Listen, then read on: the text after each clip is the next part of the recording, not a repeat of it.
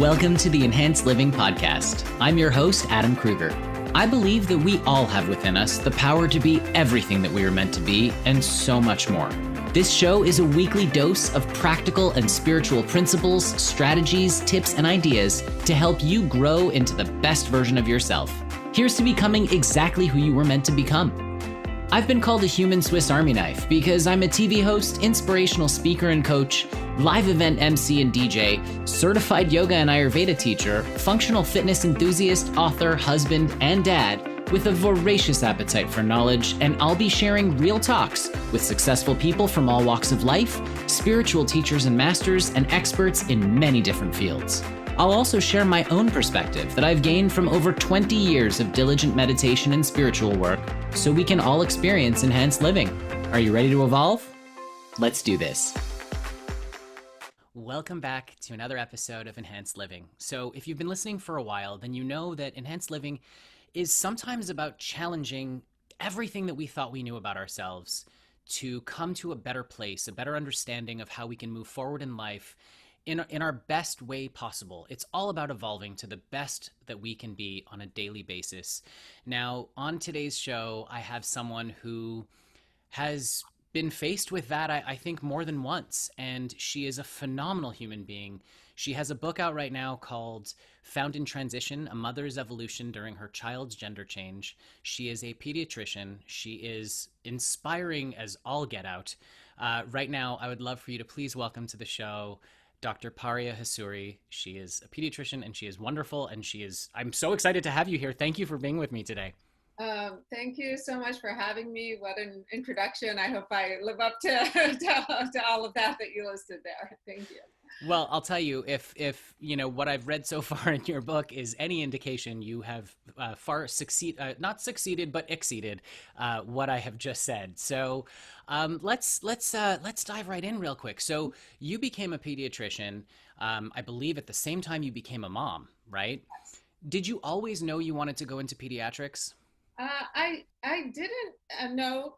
I actually wasn't even certain that I wanted to do medicine. I think, I came, my parents were immigrants, and I think with a lot of immigrant families, particularly a lot of like Middle Eastern and Asian immigrant families, there's a push towards like professional paths, because that's considered sort of like a sure path to, making it and success and financial security.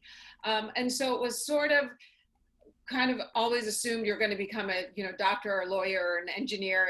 It was sort of what was out there. And, I have two sisters, and my older sister and I are closer in age, and she was always very strong reader and writer, and it was sort of like, okay, so she's going to do law, and I'm good in science, and I never knew that I might even have a little bit of a creative side to me, but I always liked science. So I was like, okay, well, I'm good at biology, so I guess I'll be a doctor. And I really hadn't thought about pediatrics at all, and I didn't really feel like I chose medicine.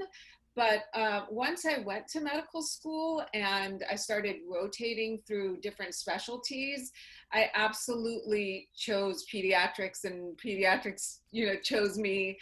I just was very clear within 3 days of my pediatric rotation that I wanted to work with children, be with children, and that I wanted really almost more importantly, that I wanted my colleagues to be people who work with children, because it just, people who work with children are a whole nother kind of, breed of people, I guess, you would say. So, so that really didn't happen until I was well into medical school. And it was maybe the first time I felt that I really made an active decision about what I wanted to be. That's so interesting, because in your book you say that, you knew from a very young age that you wanted to be a mom. That was like a huge thing in your life. And so I was curious if that kind of factored into it. I can totally relate to that. I don't know of other guys out there, and if there are, and if you want to reach out to me so we can form some kind of support group, that would be amazing. But at 8 years old, and I've talked about this on the show, I knew at 8 years old that I wanted to get married and have a family, and I wanted to be a dad, and I knew that at the age of 8, and so I can definitely relate to that. And so I thought that maybe that desire to be a mom kind of translated to the professional side, and so it kind of just sort of fell into place all at the same time for you. Yeah. Oh, yeah. Oh, really at the same time. And so I got pregnant with my first in my last year of pediatric residency, and, graduated pediatric residency with a 10-month-old baby. So, yeah. That's amazing. That's by the way, I mean, for anyone who's not a parent, I think just becoming a parent full time, and I think it's even heavier on moms, especially with a 2 income family. Just becoming a parent is insane. So finishing a residency and becoming an actual professional while having a child. I mean, what was that like? Because I mean, that must have been bananas. I think it was really hard. I was 28 years old. I think sometimes when you're younger, I had a lot more energy when I was when I was 28. So I think sometimes when you're younger and you're thrown into things, you do them without really thinking about it. And I could definitely not go back and do residency right now and be a new mom. It would be too much. But it was always clear to me, like you said, that I knew I wanted to be a mom for as long as I can remember. And so, it was always like, okay, I'm going to be a mom primary, and then I'm going to be a doctor on the side because that's what I'm supposed to, do. But who I really am is a mother. And Hmm. I think that will always be how I identify the most. And, it was like now when I think back, I think, gosh, that was really hard. I didn't, how did I do that? How did I have calls at night and not sleep and come home and nurse a baby? I think it was just I was 28. I don't really have a better explanation for how I got through it. I mean, it's first of all, it's amazing because you look back on stuff like that, or you just think about that. Not everyone's built that way. A lot of people are not willing to do what it takes to get things done. And I know that because you wrote about this in your book as well, that you were bullied as a child and you had a rough time. So you've had to overcome adversity through not fitting in, Yeah. and then adversity through making everything work on no sleep and getting it all done. Do you think those two are related? Like, would you say that what you had to overcome as a child had kind of steeled your resolve for overcoming difficulties later in life? I think that what I went through as a child has impacted everything I've done for my entire life. I basically, you spent. I was born here, but then we moved to Iran, and then we moved back when I was in fifth grade. And so the year in fifth grade, I was bullied most days while I was at school. And then sixth grade, we moved, and that ended. But I think that 1 year of fifth grade has pretty much impacted almost every decision I've made, and really impacted my whole life. And I think how it sort of maybe impacted me the most, and I talk about this in a chapter in the book about Thanksgiving, is that I sort of developed this, I sort of early on started imagining living in the future and imagining a future for myself in which I thought this is temporary, but as an adult, I'm going to have this, I'm going to create a family, I'm going to be successful, I'm going to, live where I'm more comfortable.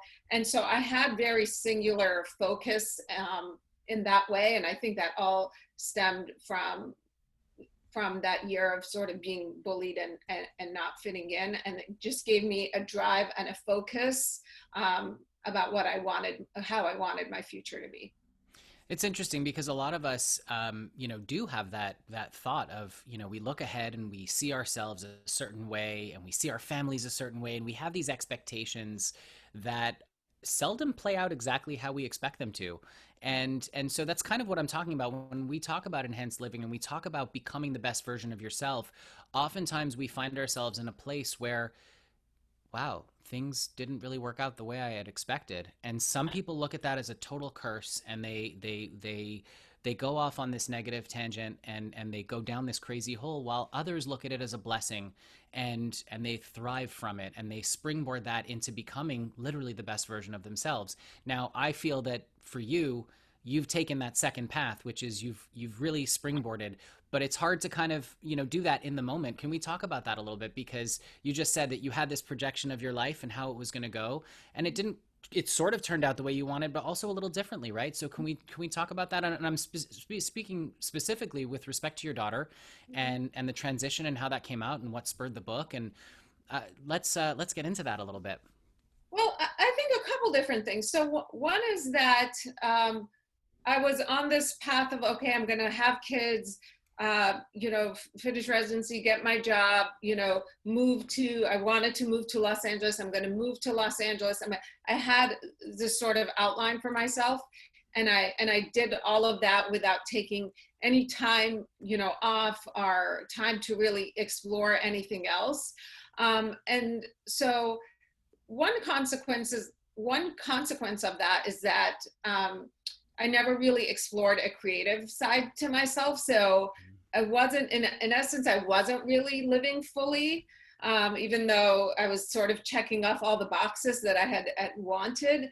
And so a few years before my daughter came out, I did sort of start figuring out, okay, what more do I want? And I started running and doing yoga and doing a little bit of writing, and sort of trying to become a little better version, and allow more creativity in my life. But then in basically 2017, my daughter came out as trans when she was 13, and my middle child, and I had no inkling before that there was any possibility that she was trans. And it was just like the rug was pulled out from under my feet, and I was just so just like shocked, devastated.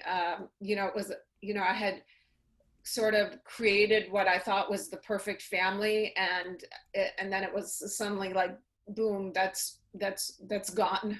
And of course, that's not how I feel now, but that was how I felt when she first came out. And that was how I felt because I didn't think she had any signs of being trans. So I was, I was completely blindsided by that. I had a lot of fear about, I didn't even know if I should believe her or not. I had a lot of fear about, if this is true, what is her future going to be like? I had a lot of questions about my own identity. What does this mean about my identity as a mother if I don't know my own, something so fundamental about my own child? Then all I've ever wanted to be is a good mom.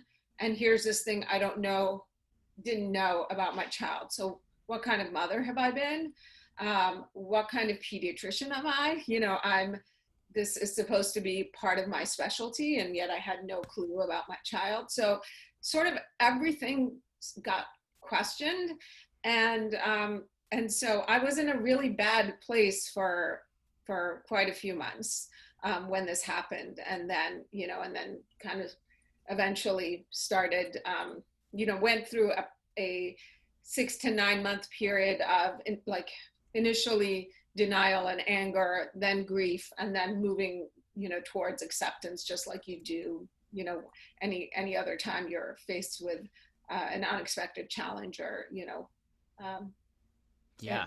like that. Yeah. Yeah, no, I mean, there's a lot to unpack there. And first of all, for everyone listening right now, obviously you can find the entire story in Dr. Hassouri's book, Found in Transition. And I highly recommend it because it's riveting. It really is. It's so powerful.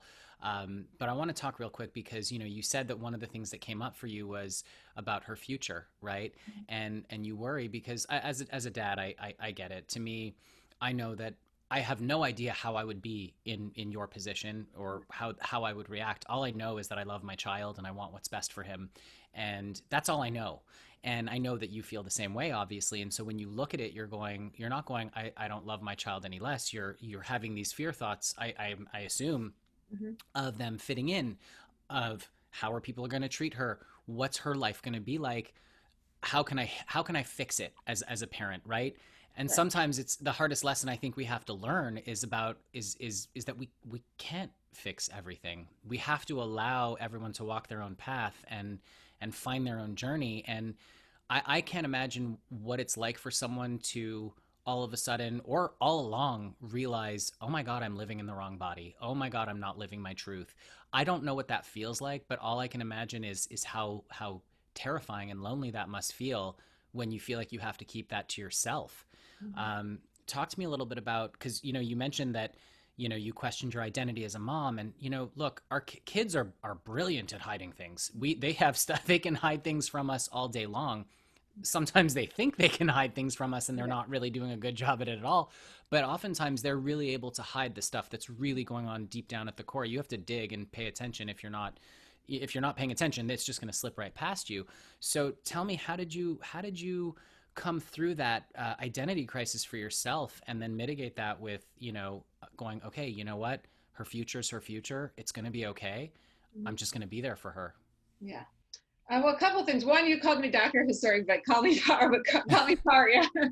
but so one of the things I think is, and this is part of why I wanted to write the book, is you said, sometimes you've been hiding who you are for so long, and um, she actually wasn't.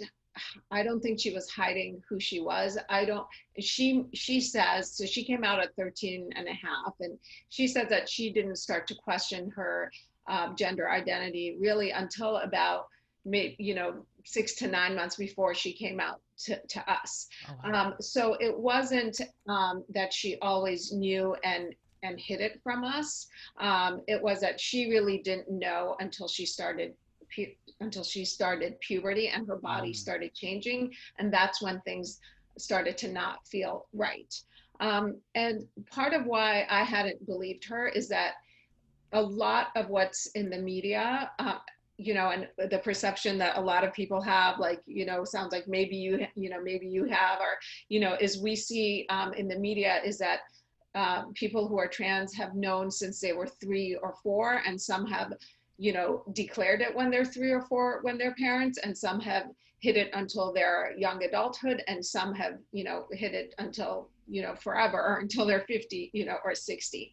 And after she came out, and once we got past denial and started taking her to therapists and reading and learning, I found out that not every person knows when they're young, and that potentially up to 50% or more don't really know until until they start puberty or even later. So that was part of the problem. And so I sort of wanted to have more stories out there that tell a different narrative, because I thought that, if I had heard that there are cases where you don't know when you're young, then maybe when she first told us, I wouldn't have been as shocked or questioned myself as a mother, as Mm. much, and would have listened to her and believed her, yeah, more.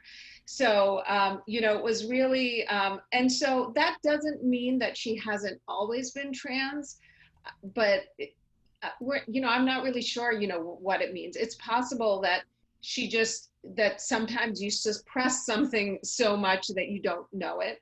And it's possible that her body felt fine until she started going through puberty, and then it didn't feel right. But, so I think, that is one thing. I think the other thing about the identity, another thing that was hard for me is, when you are, when you grew up sort of as an outsider yourself, the last thing you want is for your child to be an outsider. And so that was, and so I had just, had this idea that I would create this family and give my kids everything, put them in the best circumstance, and they wouldn't have to endure some of the hard things, that I did. And then obviously it was like, oh, okay, now you have a, child who's, trans, and that, at this time, that's one of the groups that's being attacked, the most, particularly by the current administration. So, Yeah. so it's just, so that was part of it. And then, that at some point I had to learn that this was not about me and my identity. It wasn't about me as a mother. It wasn't about me as a pediatrician. It wasn't about me still being stuck in fifth grade, which there was a part of me that was still stuck in fifth grade. It was about, okay, like now actually I'm going to have to, in my mid 40s, step up and figure out what it actually means to be a mother, really. Um, and, and listen to her and stop making it so much about me and really listen to her, you know. Of course. No, first of all, that's wonderful. Being able to step outside of yourself and really find out and figure out what your child needs. I wish all parents could do that. Now, I know inevitably there are listeners who are going, you're hearing all about this trend stuff and I'm not using that as a derogatory. I'm just saying people will say, you're hearing more and more about it and all this craziness and what's going on in our world. And I just want to put this out there. And as a doctor, you might have some insight into this as well. But from everything that I've read, homosexuality, transgender, all that has been part of our population, part of our humanity, part of our species for as long as time existed, for as long as we've been around. That's been there. If you look into other species of animals, you're going to find that sort of the same kind of makeup. I mean, maybe not, transgenderism, because I don't think animals think that way, but with respect to people, it's been like that forever. If you go far enough back in Native American culture, there were like 12 genders. I think I might be wrong. It might be 6 or something like Yeah. that. But the point is that this isn't something that's new. What's going on right now is that there is enough support and enough of a rise in consciousness where people can actually accept other people. And again, it's nowhere near where it needs to be, and it's not enough. But this has always been part of our population.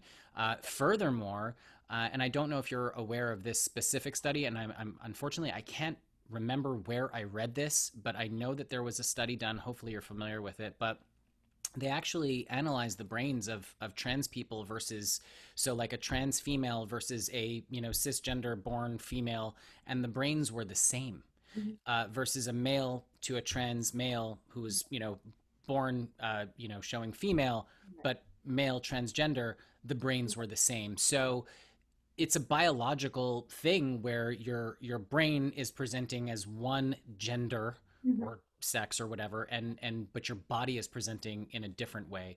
Have you heard of that? Yes, yes, I have. I think there's multiple studies that show that and basically gender is in your brain, and so whether you're trans or a trans or cis female or a trans or cis male, your brain matches your gender, the gender. So yes. Exactly. And Yeah. so sometimes it doesn't match up. And so that's kind of that's what people are dealing with on. So this is obviously, Paria, not for you. This is I want my listeners to Right. understand, where this is coming from, because as human beings who are trying to evolve and to become the best version of ourselves, part of that is about acceptance, and it's about treating everyone as the divine consciousness that we all truly are. At the end of the day, it's about kindness first. That's my motto. I look at, I've been personally growing up, I've been chastised for so many different things because I'm sensitive, because I was a pretty boy, because of whatever reasons it was. And I've talked about this on the show. There was a boy in school when I was growing up who would basically terrorize me and call me gay all the time, and I was like, first of all, I don't see why that's a problem. But second of all, I'm not. And third of all, why are you doing this to me? And he later came out and he's gay. And so, at the end of the day, all of it is a lot of the times we're just projecting our fears onto others. Yeah. And And I think that it's important to have these conversations surrounding what's going on in life, because at the end of the day, it's always been there. And we all have to be accepting of each other. And unless it's affecting you specifically, you shouldn't even have an opinion. But that's my personal outlook on it. You know what I mean? Like, unless you fall in love with someone who's transgender and they don't tell you at the beginning, and maybe there's something that we can unpack there with a therapist, but otherwise you should not have an opinion on it. We should all be accepting of each other. Why do you think that's so hard for people to swallow? I think right now people, sort of what I hear, some people are worried, that just like people would be worried that, gay parents raising a child, there's going to be more, they could make the child gay, or that if their child, hangs out with, a child who's gay, then maybe their child will become, gay, or, I don't know why there's some of this, fear. So I think people are worried that, oh, there's more trans people coming out, so it must be, a trend. And so if, before in a high school there were 2 trans kids and now there's 10 trans kids in a high school, then, is this just a fad, and, want to make their children are going to want to be trans or something like that. And, I mean, it's really, I think it's mostly because there just isn't enough exposure and knowledge about this. Nobody can make anybody trans, nobody can make anybody gay. I mean, we all know that. It's just that we now have more information, we have more people out and living their lives, which empowers other people, to be out and live their lives and be their authentic selves. That's all that's happening, is that people who either were closeted or were suppressing what was there all along and not even aware of it, are starting to become aware of it because they have more exposure and they see more people living their authentic lives. So I think the other, with trans specifically, I think the media representation of trans people until just a couple years ago has been so terrible, that people are, have a lot of preconceived notions and prejudices against trans people. And that's just starting to change in the last couple of years.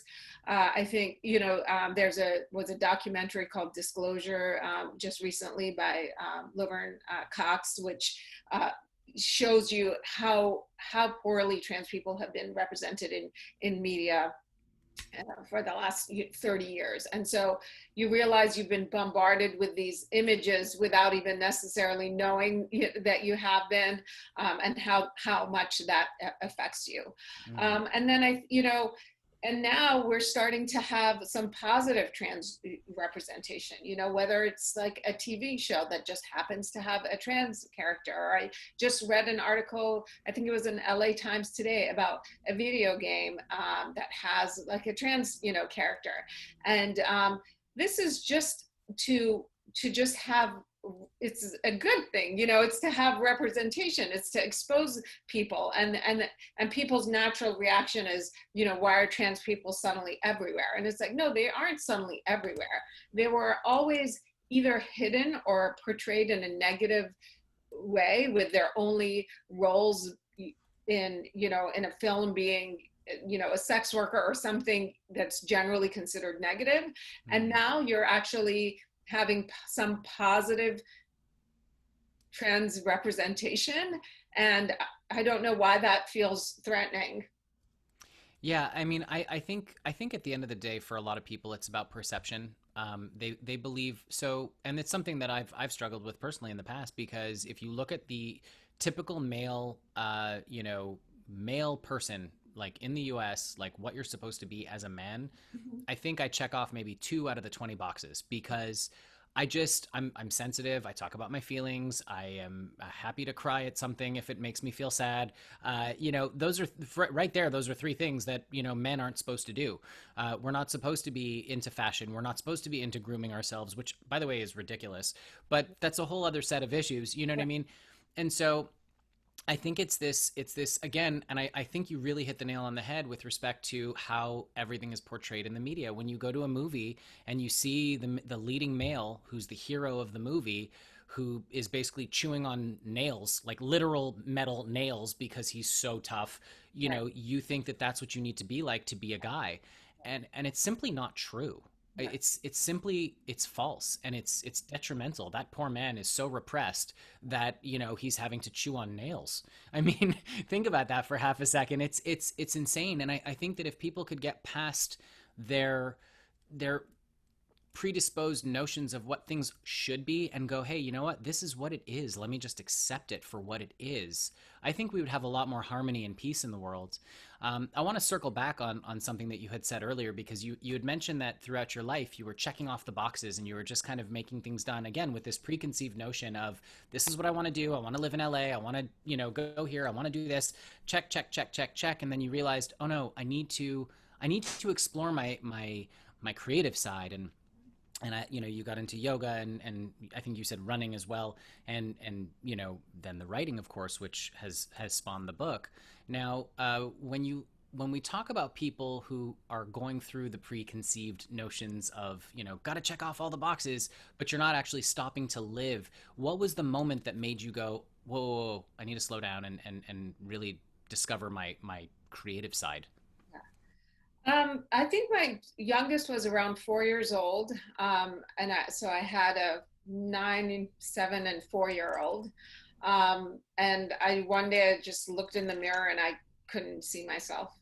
You know, it's like I had everything and I couldn't see myself, um, and so that's when I just slowly started to do things to try to take care of myself. And so the way it started is I was I was actually at a birthday party. Took one of my kids to a birthday party. It was actually Ava, my middle one, was sitting next to another mom, and she was like, "Oh, I just ran a half marathon," and I just looked at her, and I was like, "She just ran a half marathon, like." I can't even run a mile, but why can't I run a half marathon? We look the same. It was just like something. And so I went home. It was March of 2012. I went home. It was March of 2012. I looked up half marathons. I found one that was in November, and I'm like, okay, March to November, I'm going to run a half. I signed up and I said, I'm going to run a half marathon in November. And I started training. I absolutely hated it initially. And then it got to the point where once, I kind of started to get used to it while I was running. All these like words and thoughts and ideas would come in my head, and I would come home and I would like write down words.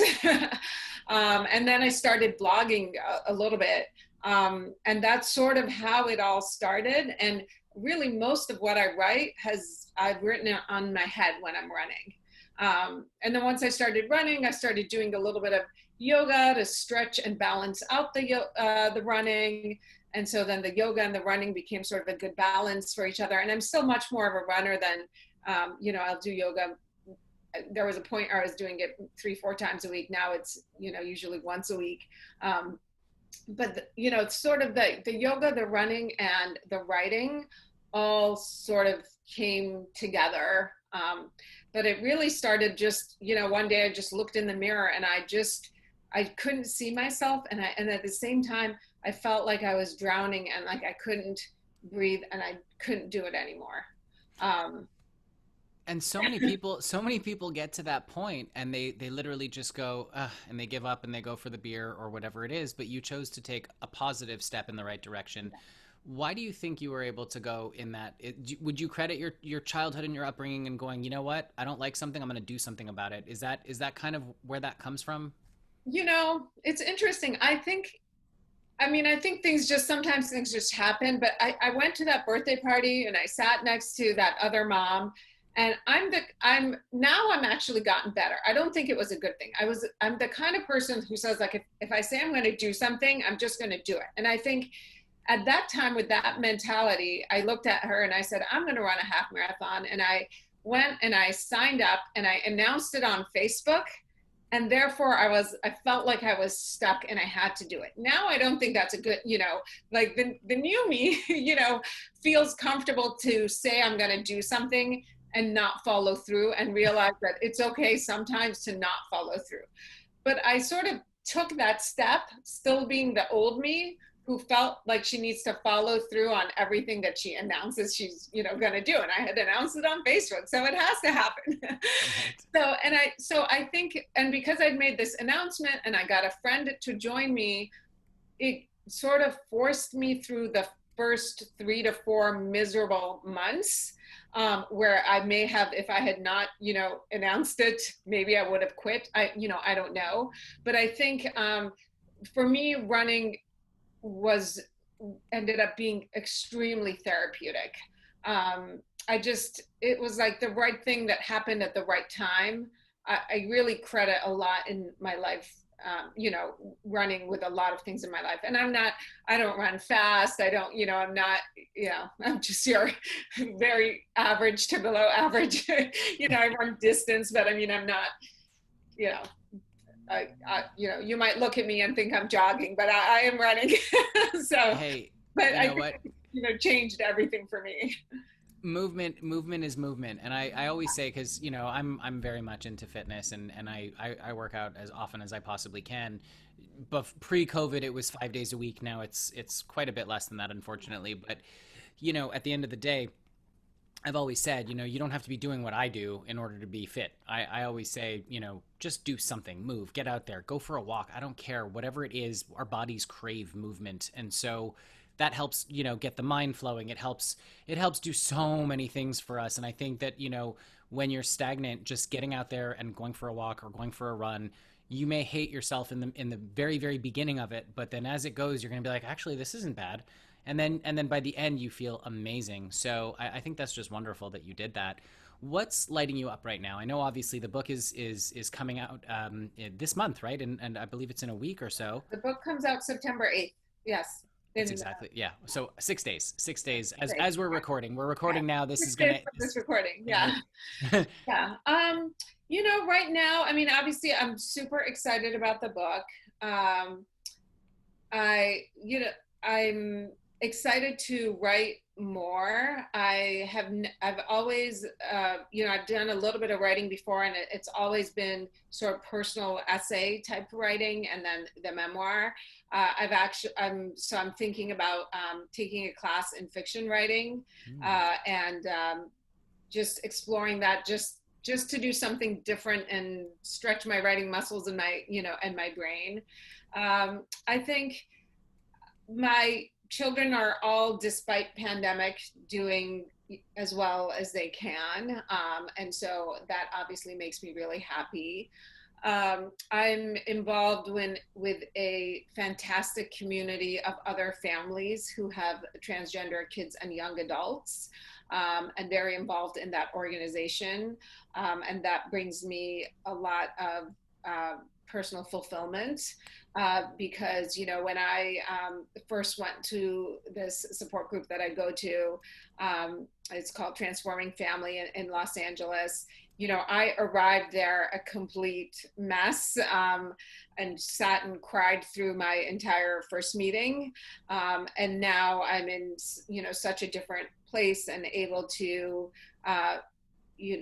help other families who are kind of where I was a few years ago. I think, obviously right now there's a lot of things that are negative, just what's going on globally with the pandemic,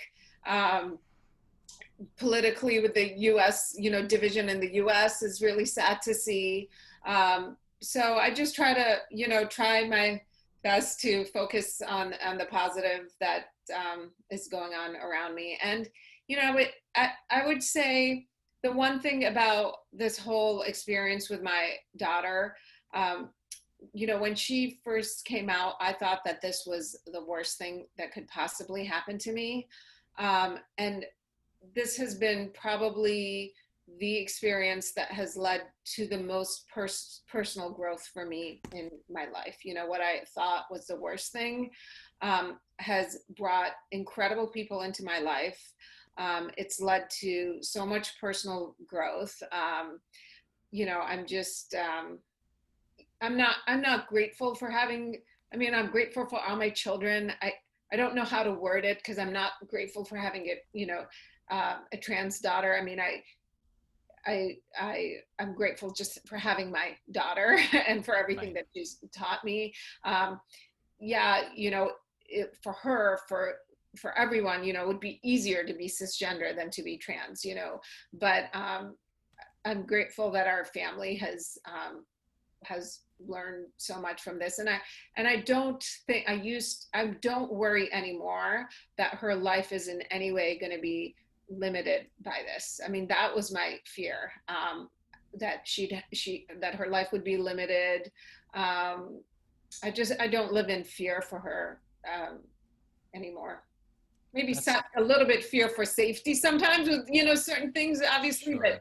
but in general, not the way I did before. There's first of all that's beautiful, and there is something that I want to touch on that you mentioned, which is that what you thought was the worst thing that could have ever happened to you turned out to be the thing that helped you grow the most.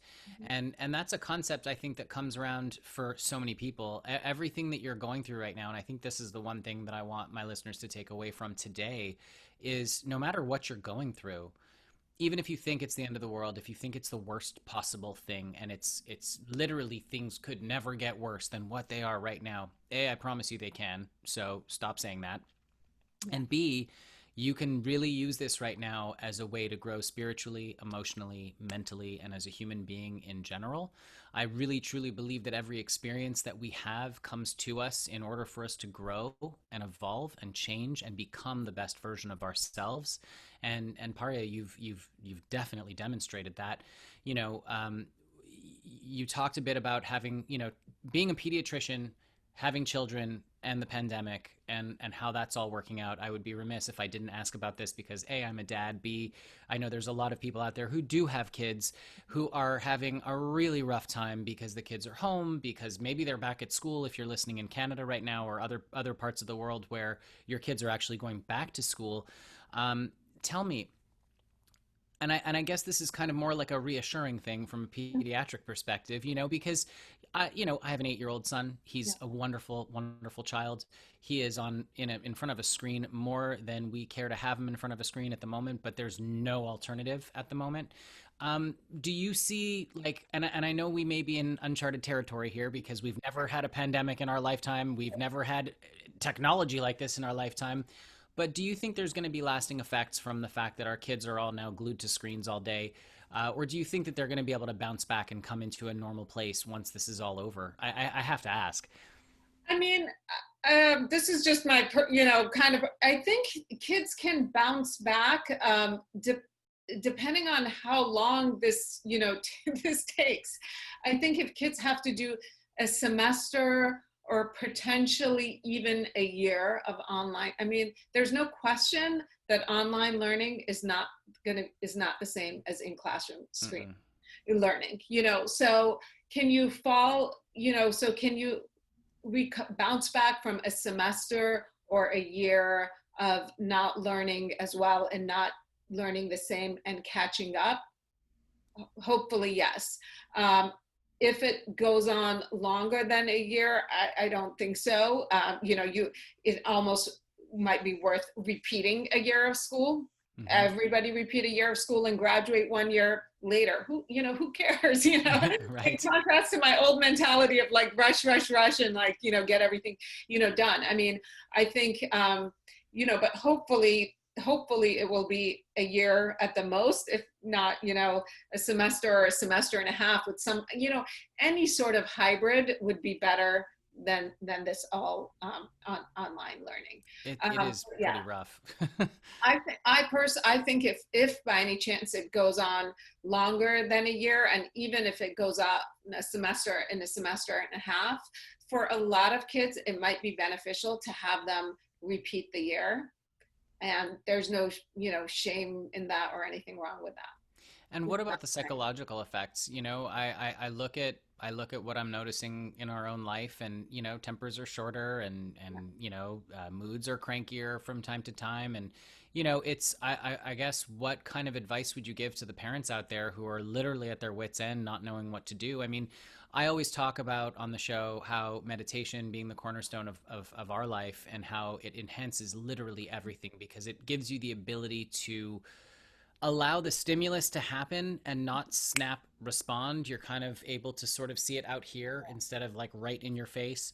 And so what kind of advice would you give to the parents who are literally just over their heads right now because they're trying to work from home, the kids are trying to be in school at home, it's just everyone's always together, there's really nowhere to go? And again, this is more applicable to the US, I think, at the moment, but what would you tell the parents out there who are losing it a little bit?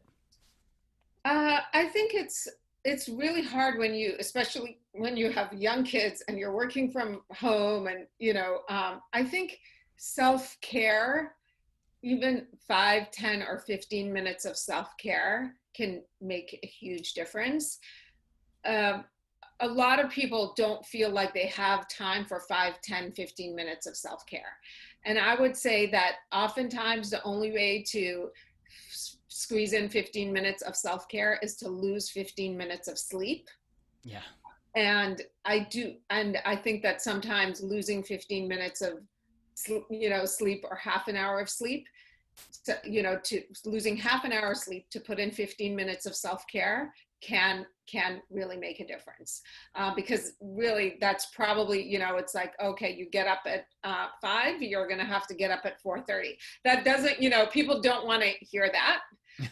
But it really, I really do believe self-care makes a huge difference, and it doesn't need to be a long time, and it can be whatever's going to work for you, whether it's meditation or yoga or running or journaling or baking by yourself in the kitchen at 4 a.m. or whatever your version of self-care is, to clear your mind so that you can kind of look at your children differently, and their demands, and yeah. Yeah, I think that's really good advice. I mean, for me personally, it's about meditating first and foremost, first thing in the morning, last thing at night. And I do want to add one thing. As a very involved dad, I mean, I've had the good fortune of being able to be around for most of Jacob's life, but I want to say this to parents out there: remember, it's a team effort. Remember first and foremost that you're a team. And sometimes one teammate needs a break. Sometimes one person they just need it. And you'll be able to, if you're a conscious enough, you'll be able to tell when they're reaching their wits' end, and try to do that for each other. That's how I look at it from a relationship perspective. You got to come at this as a team and as a group effort. I want to say right now, Paria's book, Found in Transition: A Mother's Evolution During Her Child's Gender Change, is available now. It's on Amazon, I'm assuming, as well as out by New World Library. Found everywhere. Yes. Anywhere you can buy the book. I truth be told, I'm still reading it. I just received a copy like a few days ago, and it's so wonderful. Please go ahead and pick up a copy. It's amazing. Paria, thank you so much for being on the show today. Thank you so much for having me. It was a pleasure to talk to you today. Thank you. Thanks for listening to this week's episode of Enhanced Living Podcast. If you enjoyed what you heard today, please share it with a friend. And if you haven't already, subscribe, rate, and review the show on your favorite podcast player. If you have any questions, comments, or feedback, feel free to reach me directly at enhancedliving.net. Thanks for listening.